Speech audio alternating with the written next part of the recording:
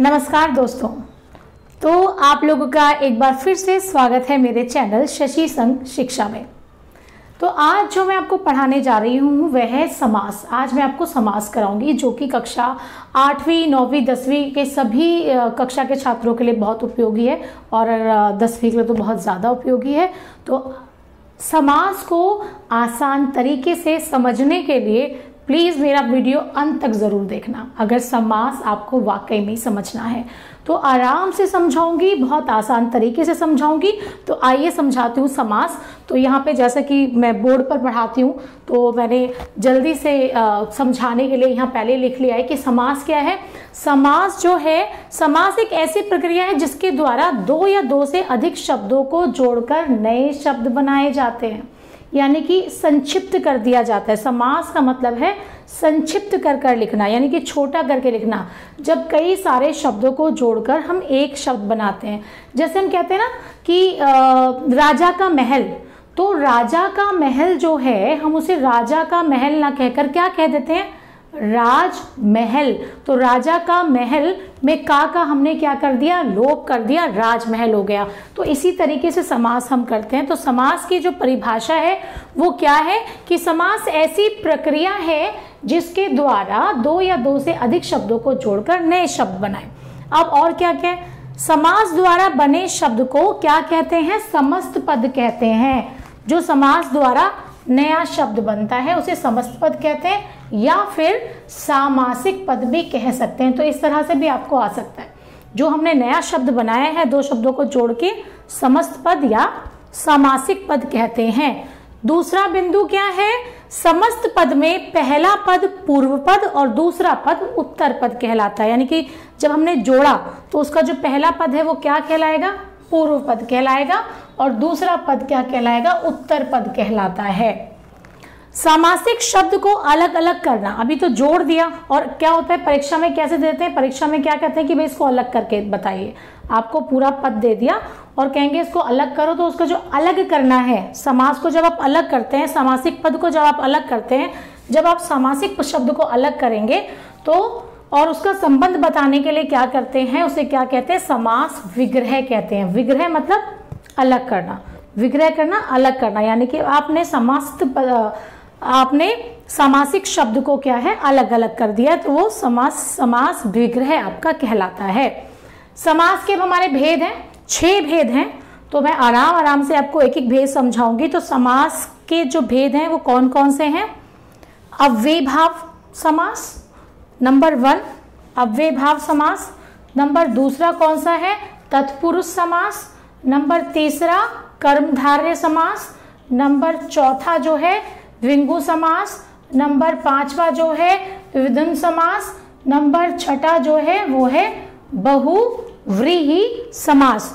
तो ये आपके 6 समास हैं। तो समास के कितने भेद हैं, 6 भेद होते हैं। परीक्षा में ये भी पूछा जाता है कि समास के कितने भेद होते हैं, 6 भेद होते हैं। कौन कौन से भेद होते हैं, तो ये सारे भेद होते हैं। अब बात करेंगे समास के सबसे पहले भेद की। सबसे पहला भेद जो है वो है हमारा अव्ययीभाव समास। तो अव्ययीभाव नाम से तो थोड़ा सा लगता है कि पता नहीं क्या है, मगर ये आपने पढ़ा हुआ है। मैं हमेशा बताती हूँ कि जो आप पढ़ते आ रहे हैं ना 6, 7 से, क्लास 5 में 6 में आपने अव्यय पढ़ा होगा। अव्यय पढ़ा था, अव्यय मतलब अविकारी।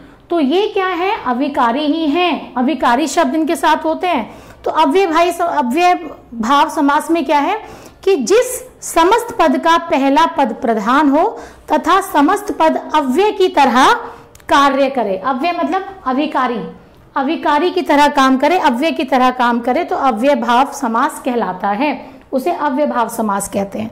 अब यहाँ देखो दिया है समस्त पद में क्या है, यथा विधि। यथा विधि मतलब विधि के अनुसार, यहाँ विग्रह किया हुआ है समस्त पद का।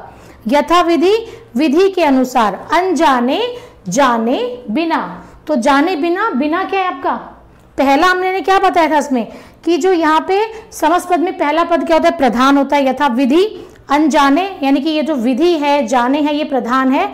बिना, अनुसार, ये जो है वो अव्यय हैं, जो कभी परिवर्तित नहीं होते, ना कभी लिंग के अनुसार, वचन के अनुसार, कारक के अनुसार, इनमें कभी कोई परिवर्तन नहीं होता। तो और एग्जाम्पल, यहाँ 2 और एग्जाम्पल मैंने लिखे हैं। भरपेट मतलब पेट भरकर। तो भरकर जो है वो हमारा क्या है, क्या है, अव्यय है। आमरण, मरण तक, तो ये हमारा पहला जो हुआ अव्ययी भाव समास हुआ। तो समस्त पद कैसे है और विग्रह हमने उसको कैसे किया है ये मैंने बताया है।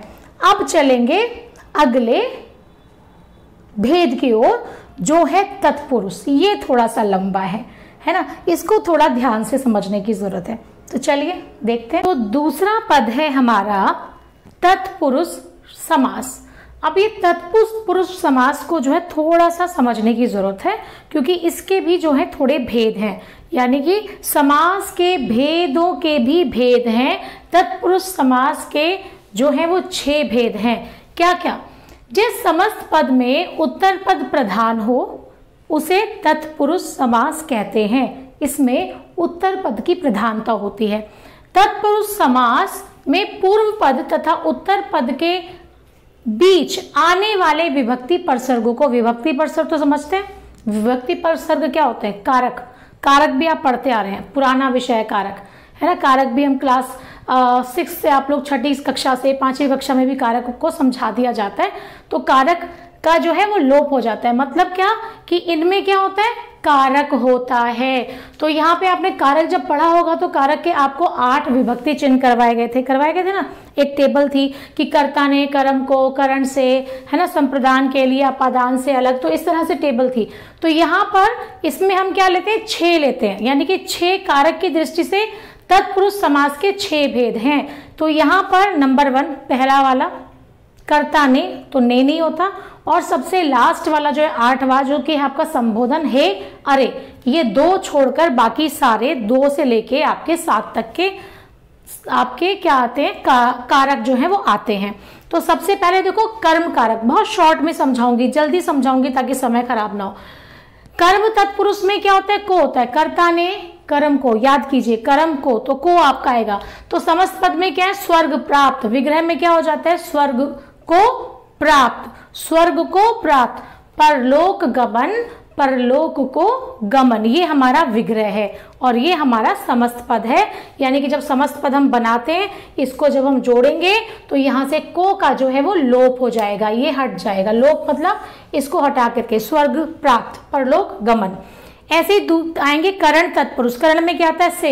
से किसी के द्वारा जब कोई कार्य कराया जाता है। तो यहाँ पे रस से भरा, तो रस भरा, रस से भरा क्या है? रस भरा। से का लोप हो गया। रेखांकित, रेखा द्वारा अंकित। रेखांकित क्या होता है? अंडरलाइन।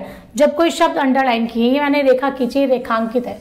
तो रेखांकित जो रेखा द्वारा अंकित होता है, तो रेखांकित, तो यहाँ पे आ गया रेखा द्वारा अंकित। तीसरे पर चलेंगे। तीसरा है हमारा ग, संप्रदान तत्पुरुष। संप्रदान में क्या होता है? संप्रदान के लिए। तो यहाँ पर आपका के लिए का लोप हो जाता है जब आप समस्त पद बनाते हैं। तो देश के लिए भक्ति मतलब देशभक्ति, और मालगाड़ी, माल के लिए गाड़ी। तो ये हमारा क्या है? ये हमारा समस्त पद है और ये हमारा विग्रह है। तो विग्रह इस तरह से होता है, समस्त पद इस तरह से होता है। आ जाइए नंबर 4 पर, यानी कि घ पर, अपादान तत्पुरुष। तो अपादान में क्या? अपादान में से, तो यहाँ पे होता है अलग होना। आपने किया था ना, से जब कोई चीज से अलग होता है। जन्मांध, जन्म से अंधा, वो जन्म से ही अंधा है। बुद्धिहीन, बुद्धि से हीन, बुद्धि से अलग है, बुद्धि है ही नहीं, बुद्धिहीन। तो यहाँ पे से का लोप हो जाएगा। तो जन्म से अंधा का जन्मांध, बुद्धि से हीन बुद्धिहीन। इसके बाद ड़, नंबर 5वां संबंध तत्पुरुष। तो इसमें क्या होता है? काके की, ये काके की आता है ना, आपने पढ़ा है। तो राजा का महल, यहाँ पे का का लोप हो जाएगा, राजमहल। घोड़ों की दौड़, घुड़दौड़। घोड़ों की दौड़ को क्या कहते हैं? जब हम इसको बनाएंगे तो ये हो जाएगा घुड़दौड़, यानी कि हमारा जो है समस्त पद में ये घुड़दौड़ कहलाएगा। आखिरी है हमारा अधिकरण, में और पर। तो दोनों का मैंने एक उदाहरण दे दिया है। सिर में दर्द, सिर दर्द, में का लोप हो गया।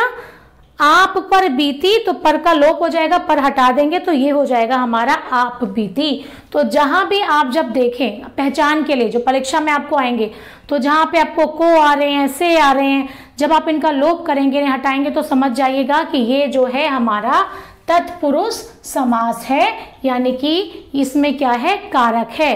तो इसमें क्या है, कारक, जब आप कारक हटाएंगे, कारक को क्या कहते हैं, विभक्ति चिन्ह भी कहते हैं, परसर्ग भी कहते हैं।